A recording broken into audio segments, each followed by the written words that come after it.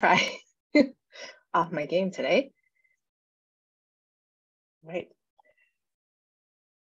So my name is Christine Madore. I'm the Senior Development Manager here at Massachusetts Housing Partnership. I'm really glad to be sharing an update on the Complete Neighborhoods Initiative today with you all.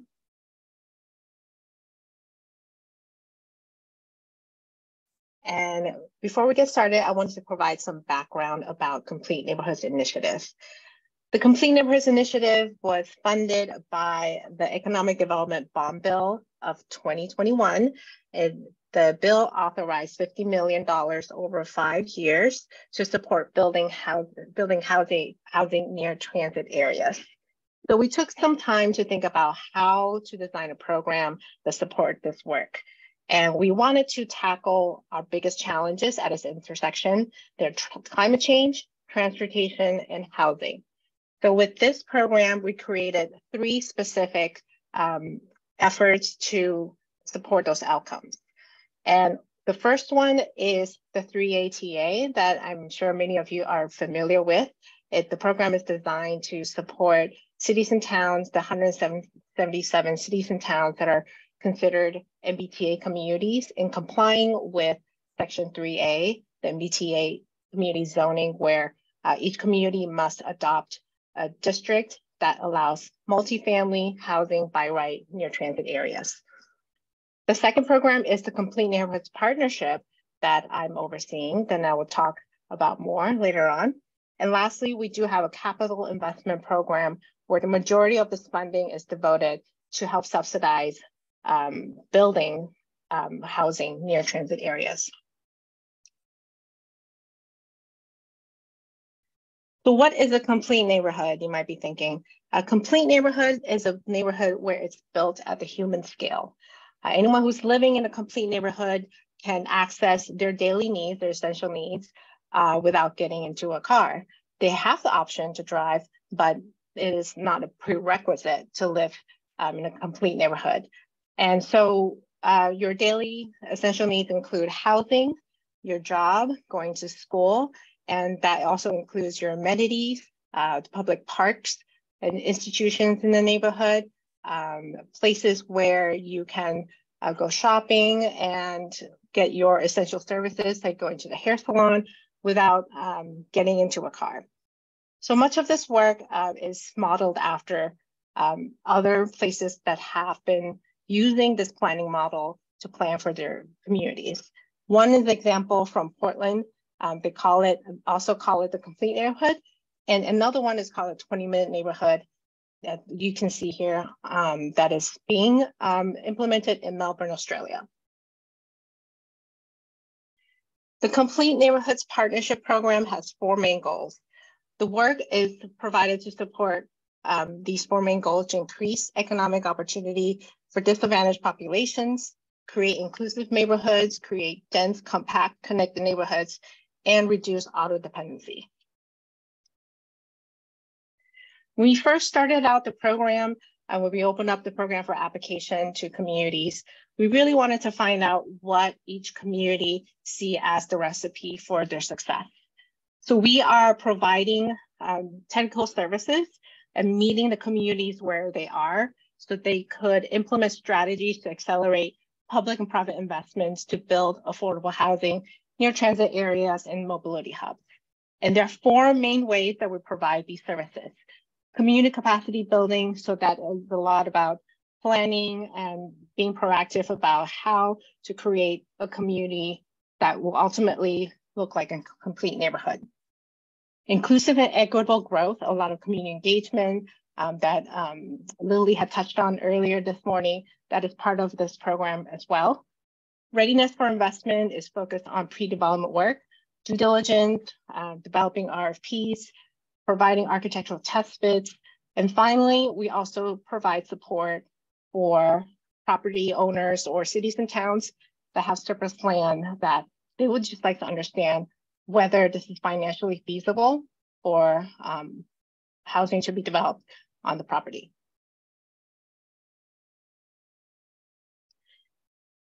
And our first cohort was selected back in June of last year. So we are officially in the 2nd year of this program.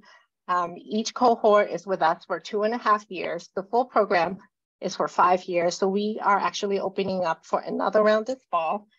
But since last year, we have been working with 11 communities, 3 of which are gateway cities, and there are 2 regions that have partnered up to take on this work.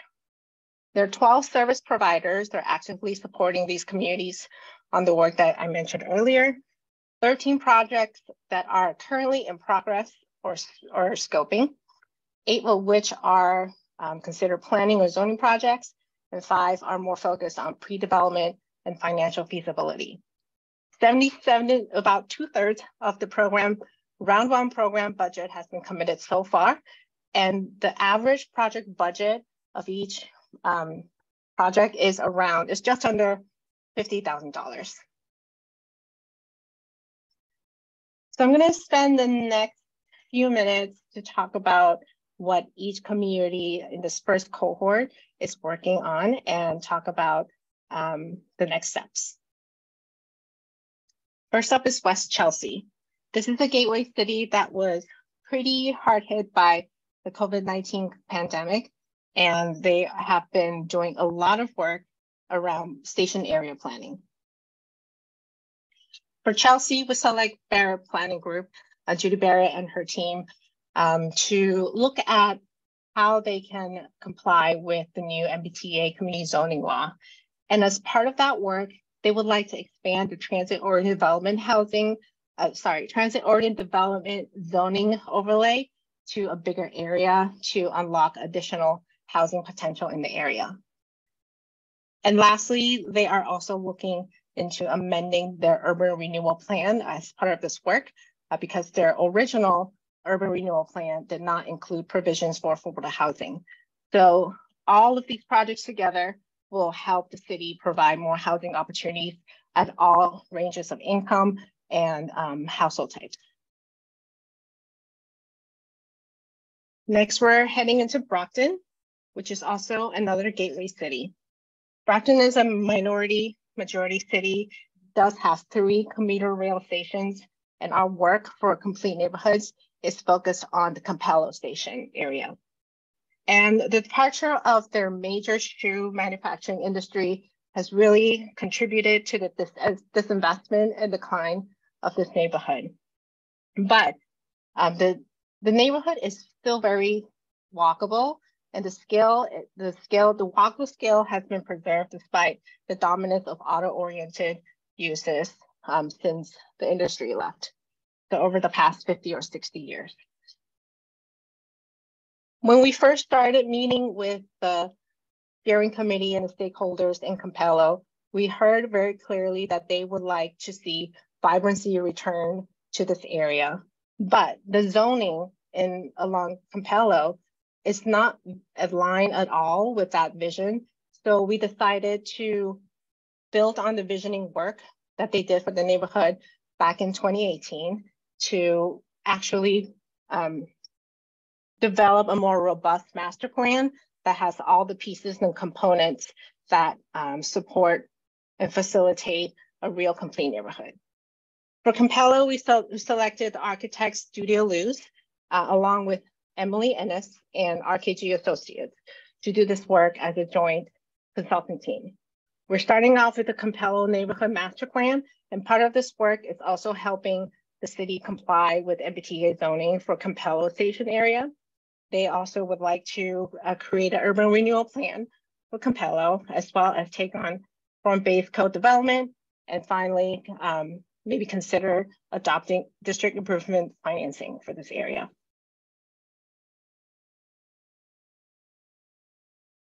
Next, we have Fitchburg. Fitchburg is also a gateway city that has seen a lot of investment, both public and private, in recent years, but they really see that housing continues to be the missing piece for Fitchburg to become, for downtown Fitchburg to become a true complete neighborhood. So the work that we're focusing on in Fitchburg is very much focused on redevelopment of private properties to build more housing on second or upper levels that are vacant and could be turned into housing. The first project that we took on is at 329 Main Street development. We're currently in the cost estimate phase, and we're excited to see this project move forward. And because it is an MBTA community, we're also supporting Fitchburg and helping them comply with the new zoning law. And for this team, we selected SB Design as the architect. We have Stone Soup Collaborative. Morsongas is the lead consultant. And we also have Dream Collaborative to work on the zoning work. Next, we have a regional partnership, North Attleboro and Plainville. So North Attleboro recently received a $4.5 million MassWorks grant to improve the traffic flow at this intersection called Kelly Boulevard. And we thought it was a great opportunity to leverage that resource to create a kind of neighborhood-wide district and starting from scratch to build a complete neighborhood starting from scratch. For this partnership was selected Kittleson Associates and Dream Collaborative again to work on the zoning. So Kittleson is a consultant that is really strong in planning and transportation planning. So we thought this was a really good partnership. For this area, Kelly Boulevard, as you can see, there's a lot of single-use strip malls and commercial uses. And both towns would really like to see this area to become a more walkable, livable neighborhood. And even though there's no clear transit area here, there is a regional transit stop that serves this area. So when we're talking about MBTA communities and transit-oriented development, we are looking beyond supporting communities that are not traditionally as we think of transit-oriented development. We want to be able to create the housing density that could justify transit service to the area. So this is one place where we're doing that. And finally, the partnership in Franklin County, the 6 communities for this partnership are Greenfield, Deerfield, Orange, Irving, Whately, and Montague. None of these are MBTA communities, and these communities wouldn't be the first ones you think of when we talk about transit-oriented development, but they do have a very robust regional transit service, the FERDA network. So we thought this was a really great candidate to build a set of complete neighborhoods. Starting with FERCOG, the Franklin Regional Council of Governments, we are funding their work to look at regional zoning and see if there are barriers to creating more housing due to zoning, and come up with a set of best practices to help these communities overcome those barriers. And each of these communities are also taking on projects of their own. In Montague, the town has recently received a piece of property that used to be the Farron Hospital along Montague City Road. And that building is being torn down, and the town saw it as a great opportunity to create a village from the ground up, quite literally. So we're supporting their work to come up with a plan to proactively plan for not just housing, but building a neighborhood around that housing. In Whately, they have a vacant property that was burned down many years ago that's sitting vacant. It is close to a FERDA transit stop. And so we're helping them do some due diligence, and next steps, perhaps supporting them with developing the RFP. In Orange, they do have an armory building that is sitting vacant that we're supporting them with some early due diligence and architectural test bits.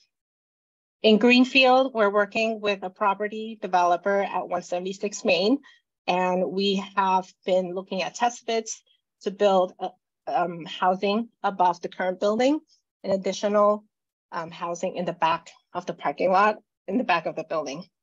And this is in the downtown area.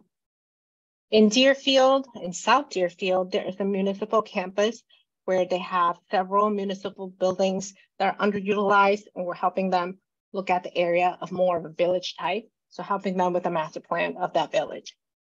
And finally, in Irving, we're helping them develop an RFP, and that RFP is pretty much final at this moment, and they're ready to issue that for more housing at this location.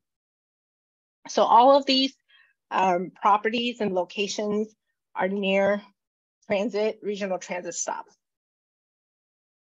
And the team that we have brought on for Franklin County is Communal Architects and VHB. So those are all the projects. I'm happy to take questions about any of them afterwards, and also invite anyone from any of the communities or service providers, consultants that are on the call today to jump in with their takeaways or experiences so far in their communities and working with MHP. But I wanted to share some key takeaways so far on the program design and implementation. So we learned that there are many grant opportunities out there at all levels to take on planning, pre-development work, but I have found that longer-term targeted investments are really key to build progress. Rather than supporting projects, one-time projects, and then ending it and then crossing your fingers and hoping something will happen, really key here is that you're with the community every step of the way, all the way from planning to pre-development and implementation, to really build on the progress to make sure that the outcomes that we are looking for that we are actually driving those outcomes. And proactively targeting communities during application phase. Throughout this work, we could have just put out our application openly and say, if anyone's interested, please apply. But with this program specifically, we wanted to target communities that we felt were a good fit for the program and encourage them to apply. There are some communities that maybe on the surface feel like they don't have the capacity to take on this work, which is why the work that we do to complete neighborhoods is that we're meeting the communities where they are to make sure that we understand that they have specific needs that we can support and meet with our set of consultants. And encouraging regional collaboration where partnerships already exist.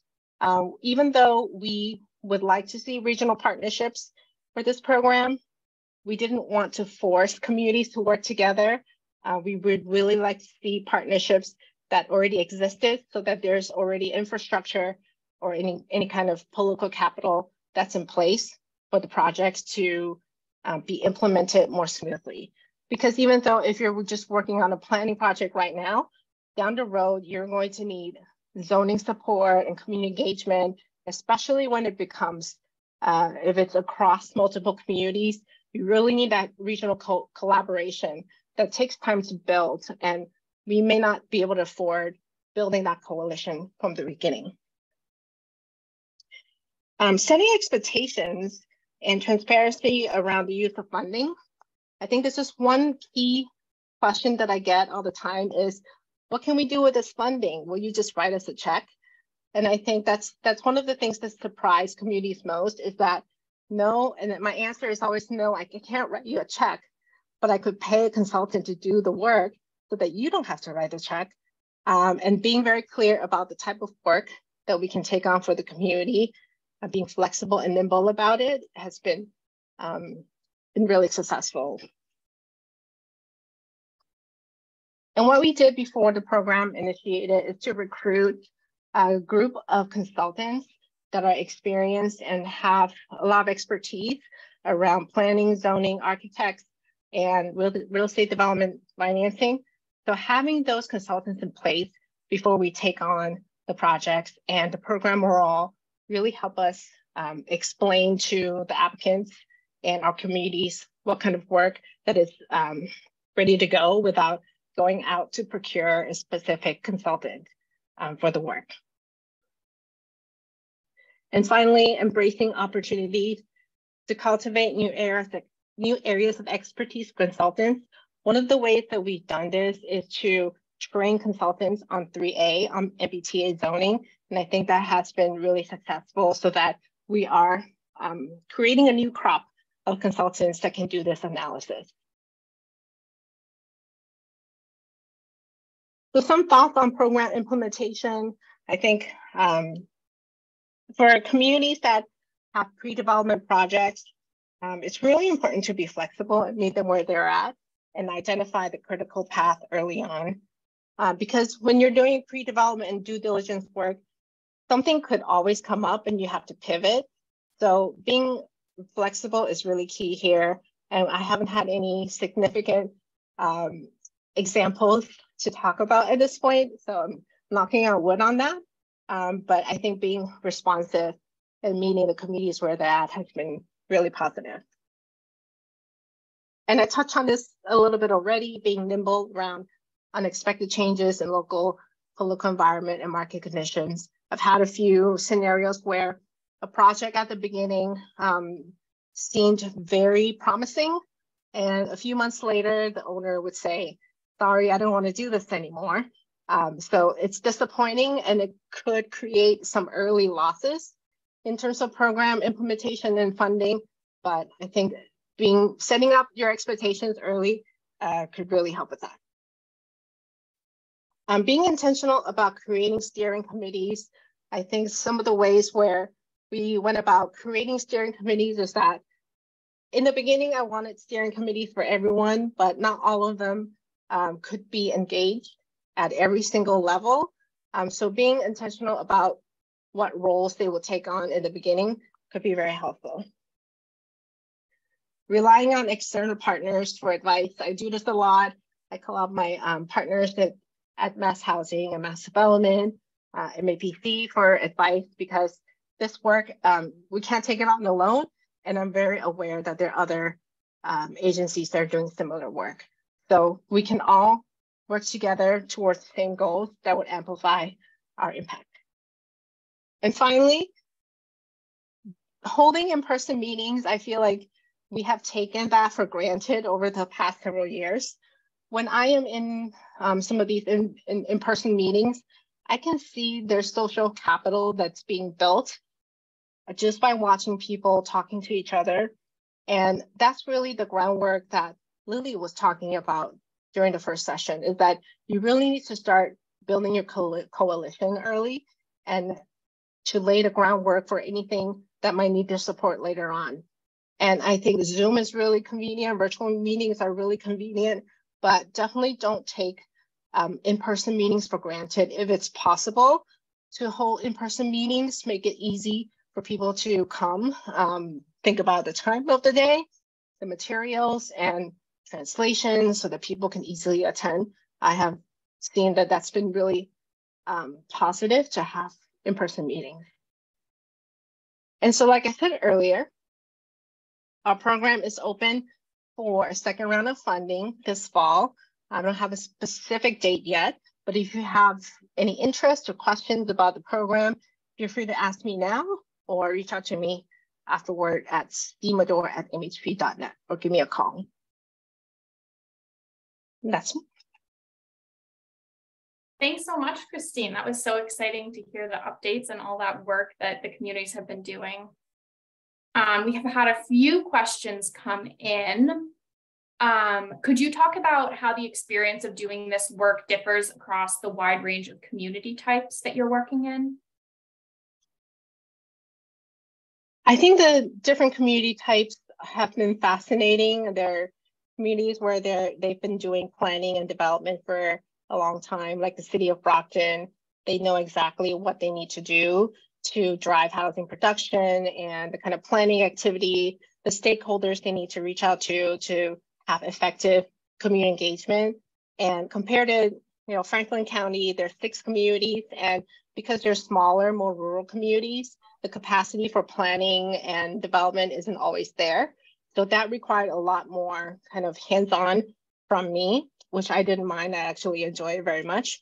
But it's been really great to see that all the communities, even though they're very different, they have different goals, that some of the motivation for them to participate in this program is the same, is that our community members, they want to be able to live in neighborhoods, regardless of their ability and their ages, to be able to just walk out the door, go to coffee shops and go shopping and see my grandchildren or see my grandparents and to have families living in a place that, you know, it's very age-friendly and livable. And that's been the kind of common thread for all the communities. They would like to see vibrancy in the communities and not having to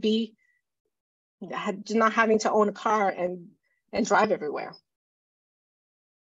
That's great. Another question came in about if any of these properties are privately owned, and if so, how the owners were encouraged to participate in the process.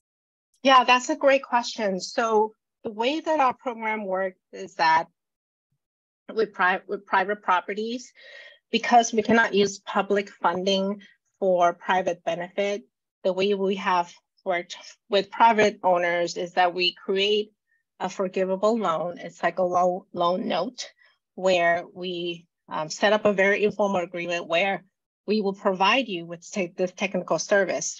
So for example, I see Anna had chimed in the comments. In the case of 176 Main Street in Greenfield, we provided the architect's technical services and asked that the owner, Tim Grader, produce affordable units as part of the project. And if he does do that, if the project does produce affordable units, then his repayment obligation is forgiven. And if not, he has to pay us back. But either way, we feel that this early investment is worth it so that we can understand whether the project is feasible or not. And so that's how we've been working with private property owners. Great, thank you. And are there any thoughts you'd like to share on how the program is measuring the impact of implementation? Yeah, and I honestly haven't been tracking the impact so much because we haven't had that much impact to track right now, because we're focused on planning and pre-development. Most of the work that we've been doing has been outcome focused rather than impact. So for example, private properties that have housing projects proposed, in the case of Greenfield and Fitchburg, we're kind of still in the feasibility phase. So it's not, it'll be challenging to measure the impact, but we're hoping that the outcome is more affordable units near transit areas. So TBD. Thanks, Christine. That was a really exciting update. And I will now turn it over to Katy, who will give us an update on her program. So Katy, if you want to put your slides up, I will add you here to the screen. And you can take it away when you're ready. Let me just get the sound set up.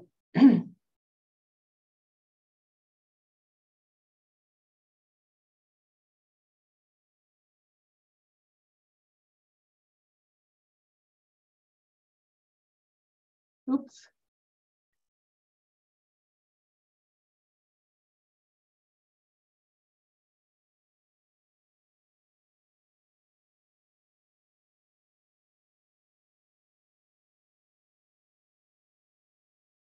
Katy, I can also share if that's helpful. No, that's good. Just give me a minute.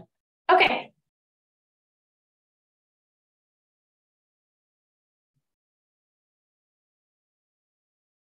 There we go.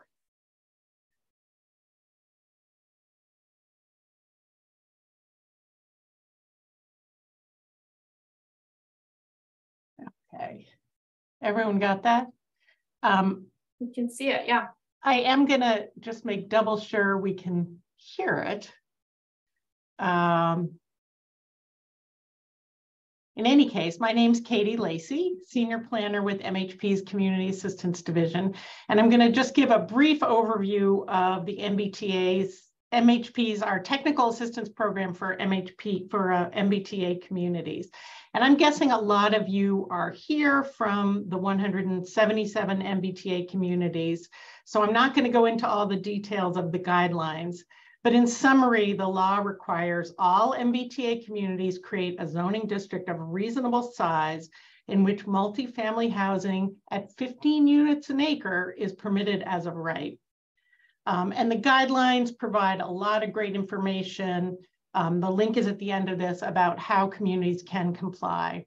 And the Executive Office of Housing and Livable Communities, the agency formerly known as DHCD, has done an amazing job getting the word out. But before, so I'm going to leave that to the side. But before we go through how we are helping, I just wanted everyone to take a pause and just talk a little bit about why we're doing this and why it's important. So I'm hoping that this sound is going to work. Can you hear that? We all love Massachusetts, but finding a place to live is close to impossible. We don't build enough homes or offer enough housing choices. This limits availability to those who are looking for a house they can afford, and to those looking to start new careers, grow families, or begin a new chapter in their lives. Our neighborhoods are built out on large single-family lots that eat away at natural places that we love so much. This means we live farther from school, work, and other daily needs, forcing us to drive everywhere. We spend more time in our cars, adding to the pollution that harms our health and the environment. It also means that our region is more racially segregated, less welcoming, and less diverse, as a lack of housing choice limits where low and moderate income families can afford to live. But there is some good news. Massachusetts is trying to change this. A new law requires 175 communities in Greater Boston to zone for more housing near public transit stations. These new zoning districts offer many benefits. They encourage building more housing choices that consume less land, increasing what's available and affordable, and making these places more inclusive.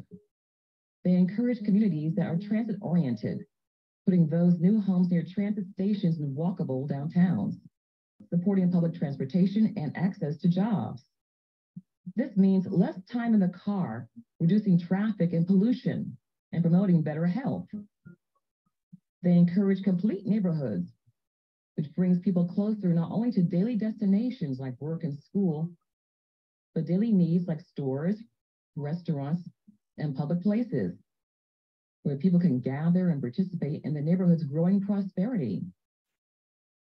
Once full compliance is reached with this new law, it could mean 280,000 more homes and a lot more housing choice. These additional homes will help us address the housing, transportation, and climate needs of the Commonwealth, while making our communities more diverse and vibrant. The naysayers think this new law will turn our beloved downtowns into skyscraper cities. But here's the truth. It encourages us to build what we used to, downtowns where everyone can go to mingle and walk to whatever they need. Massachusetts has some great walkable and transit-oriented communities with complete neighborhoods. With smart land use planning, we can make more of these places we love and used to build, benefiting existing residents and creating more opportunities for those who have historically been left on the margins. The Massachusetts Housing Partnership is working with the state to give us the tools and support we need to make this happen. Let's build this future together. Visit our website to learn more. All right, with that tearjerker, I always just think it's good to sort of pause and say, why are we doing this? So how did we respond to this? MHP responded in 3 ways: through policy development, education, and direct technical assistance. And we were not alone. There are other agencies, certainly HLC has been a leader in helping people with this.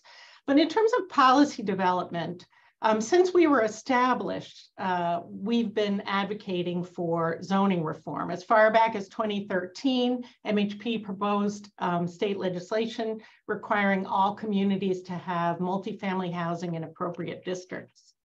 With the adoption of 3A, our leadership on our group collaborated a lot with DHCD, HLC to shape the MBTA community's guidelines for compliance.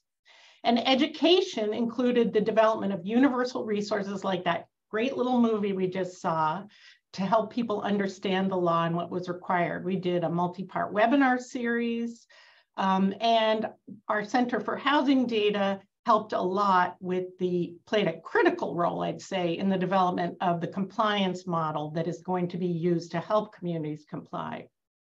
And finally, we geared up to launch our technical assistance program. So here it is at a glance. We designed it to be as effective and accessible as possible, modeling it very closely after a successful 40B TA program that's been in operation for 20 years. As Christine mentioned, thanks to Christine, we had 18 pre-qualified consultants and we trained them. We worked carefully with HLC to train them so that they really knew what was going to be required, the technical aspect of it. We had it available on a rolling basis after a while, after an initial thrust of applications, and we tried to design a very low threshold application process. We hoped these would be short-term projects, 6 months and no more than $20,000. We gave out about 50 plus grants in 2023. And we're currently working with 75 communities. And we're really fortunate to have gotten money from the Department of Transportation, the Bar Foundation, and HLC to support this work. We limited the scope of work that we would support to focus on helping planners and elected boards wrestle with the more technical aspects of the guidelines. So we really put the technical in technical assistance. Providing a solid understanding of what was required and how a community could comply before, so that they could carry this out for the public discussion. We knew that was going to be the hard work. So some of this involved, depending on the community, educating and informing. Depending on the, some communities really had planning staff that got out in front, were telling everyone what was required. Other people were like, what the heck's going on? In which case the consultant could jump in and get involved. We helped communities, our consultants helped communities identify district locations. Many times communities had a sense of where they wanted this district to be, but quick review of master plans, housing production plans, even just their zoning map that showed sort of denser areas or a 40R district were a good starting place. Other communities, some that have no multifamily at all, were starting from scratch. Helping to figure out the district location was particularly challenging for the rapid transit and commuter rail stations, because there was not just a requirement to have a district, but parts of it had to be, a certain amount had to be within certain proximity to the actual station. So that became a more complicated exercise. We helped them look at district size. The guidelines require a minimum. It's different for every district, but let's just start with 50 acres. And so many communities put forth a bunch of options, and the consultant was able to say, this one would work, as you can see on this one wouldn't, or you could mix and match and put together, parts of different districts. One of the requirements is that at least half of the district has to be in one contiguous area. And then there can be sub-districts that are at least 5 acres in size. This was the really hard part, I think. At some point, in order to make this all work, the consultants had to work with the communities to figure out what kind of zoning parameters they could live with. Could they stand a 4-story building? Could they stand a 0 lot line, no floor area ratio? What were, 1 parking space, 2 parking space? And these are really tough discussions in communities that think of themselves as rural or suburban. So there was a lot of rinse and repeat on this exercise. Frequently communities would say, if we get this to go up to 4 stories, we could do it in a lot smaller area. So that was good.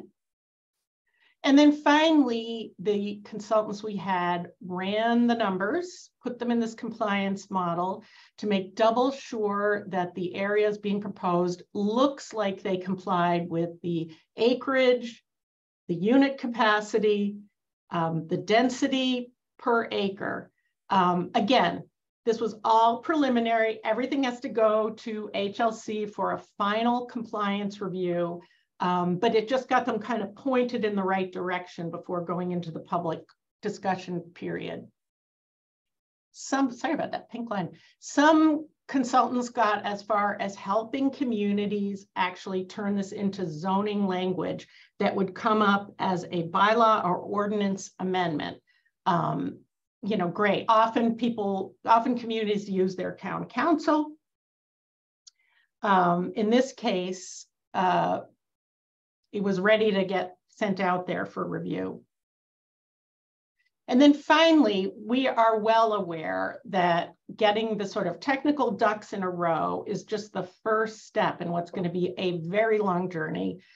We are supporting the wonderful work Lily's doing with CHAPA through their assistance program for MBTA communities. They're currently working with 42 communities on a very labor-intensive cohort-based model. So we're very grateful they're involved as well. And I think, and as Lily pointed out, the focus of this is to kind of start building community-level support for this. So again, the focus of our program has been kind of getting everyone's technical ducks in a row, getting elected leaders, planners with a really good understanding of what the assignment is. Knowing that this was just the beginning of the public discussion. So I'm going to leave you with a question that my wonderful colleague Shelley sent me via Teams. So I just quoted this. I had a conversation with a resident from town X. They really wanted to discuss MBTA zoning and her concerns about it. She lives near the commuter rail, describes the area as having, it already has smaller homes on smaller lots. What if a developer buys up all the land, tears it down, merges the parcel, and builds at 15 acres. And Shelley said, what do I say? And I have to confess, my initial response was, darn, I got to get my elevator speech in order. Because the fact is, even though I know it's the right thing to do, you know, we all need to kind of work on getting our values agenda sorted out. We can minimize saying it's just zoning. Jenny Schutz noted it's good news for those that don't want to see change because it takes a long time and it's bad news for housing advocates. But the fact is diversifying potentially elite white neighborhoods and allowing more density may bring change. There may be more students. There may be more traffic. There may be more demand for public services, particularly our public schools. We don't know, you know, the future is uncertain. So I'm going to end with a call to action. As housing advocates and local boots on the ground, we've all got to be getting ready to prepare, to explain and defend not just the nuts and bolts of the 3A guidelines, but the dire need for zoning reform. So what is our personal values statement? Why do we believe in this? Talk to friends, family, community members. I'm very happy this has been sort of a consistent theme in this today's presentation, and I'm ending with that too.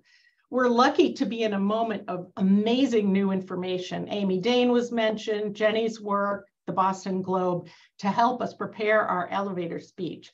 I'm personally finding that Just Action, which is the sequel to The Color of Law, remember that book we all ran out and bought after George Floyd?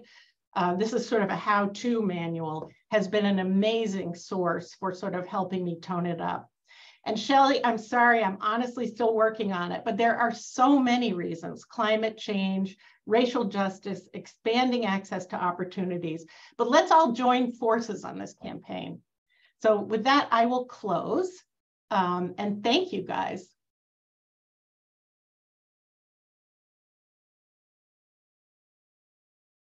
Thank you, Katie, for that wonderful update on all that's been going on with 3ATA. One thing I did forget to mention is some key metrics. Oh yeah, I know I did say that. We're working, it's now getting close to 80 communities. So I'm very happy with that. It's been a rapid deployment. It's been all hands on deck. Everyone on our team has been working on this, so. That's great. Someone did chime in the chat about that quote that you shared about whether there's real precedent for that type of development, the kind of tear down, rebuild. And just noting that it seems like it may be hard to pull off financially and logistically. So just wanted to highlight that as an additional insight on that quote. And then something else, just if you could touch on this, it seems like there had been a lot of fear and anxiety when the guidelines first came out. What are you seeing now that communities are moving toward compliance? It took a little while, but I'm amazed. I mean, I think the message is really getting across. CHAPA, MEI, Making the Case Call recently just did a fantastic session with the folks from Lexington. And it was really the community members talking. It wasn't the staff. And they really got it. They got the guidelines. They got how they could be used, how they couldn't be used. The other thing is that I hope these things work out, because I've been surprised to find out as we end this fiscal year and some of our projects are wrapping up, a bunch of stealth communities went ahead and passed stuff at town meeting that I wasn't even aware of. So I'm feeling like people get it and they're moving forward. So we've been kind of pleasantly surprised. We'll see. Another question came in that I think would be helpful for you to weigh in on is if units that are currently on site aren't counted toward compliance, what could be built with the new zoning? Won't many single family houses go away and be replaced with apartment buildings? Is there anything you would weigh in on that? I don't think we know what the future brings. I mean, I think that is the exact question that Shelley's posed. You know, existing buildings don't count. It's what it's zoned for underneath.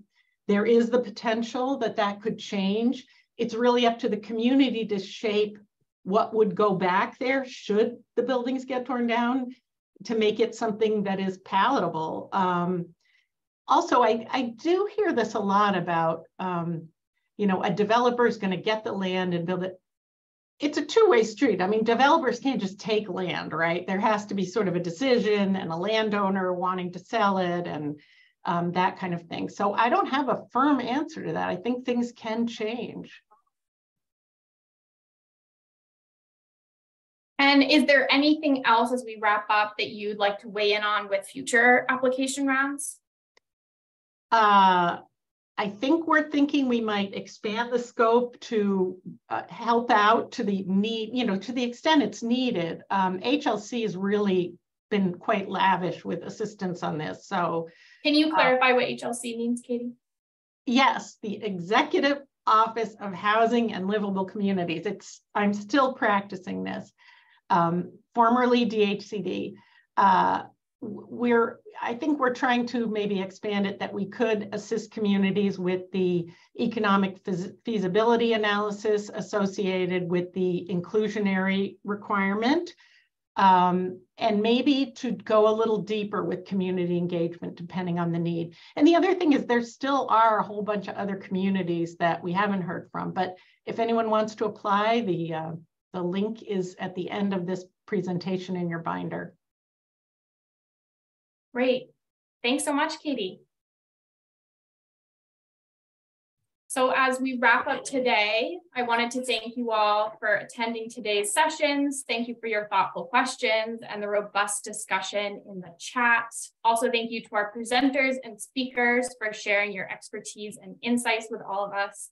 I know I learned a lot today, and it's always exciting to hear what folks have to say and share. So thank you for all of that. I know we had some technical glitches, so thank you all for your patience, and did want to assure you all that there will be a recording posted by the end of this week. So if you missed bits and pieces, we will have a recording posted. Also, if you would like to save the chat, there's 3 little dots in the bottom left of the chat, and it will give you the option to save the chat if you'd like to refer back to this later. And tomorrow, we're looking forward to welcoming many of you back to Devon's for day 2 of this year's Housing Institute. We will also be presenting our Housing Hero Awards, and it will be very exciting to do that back in person. Registration begins at 8:30 in the morning, and more details can be found in the binder and the agenda. My colleague Christine has also put a link to our evaluation form. So before you, excuse me, so before you jump off, if you could complete that and just share your thoughts with us, that would be very helpful. And thank you all again for joining. And we look forward to seeing many of you tomorrow in Devens. And have safe travels. Thank you all again for joining us.